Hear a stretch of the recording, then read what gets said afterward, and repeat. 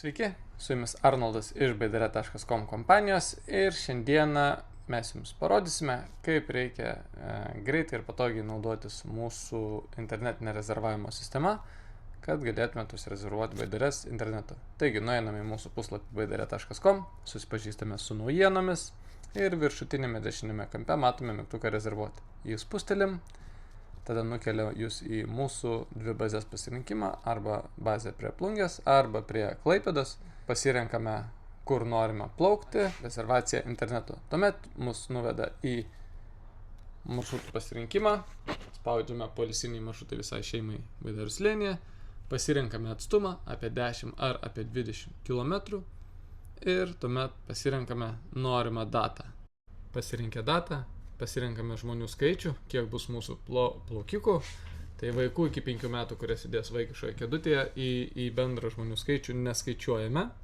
Skaičiuojame tik žmonės, kurie sėdės atskirose baidarės vietose.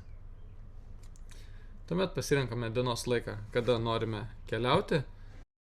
Pasirinkame maršrutą, datą, žmonių skaičių, laiką, spaudžiame toliau ir išsirenkame inventorių. Tai yra vienvietės baidarės, dvi vietos baidarės, 3 vietas, katamaranas 6 vietų, 8 vietų, žymime vaikus iki 10 metų, kiek jų bus, jie gauna 8 eurų nuolaidą ir pasižymime taip pat, kiek reikės vaikiškų kėdučių vaikams iki 5 metų, kurie neužima atskiros vietos baidarėje. Tie vaikai plaukia nemokamai.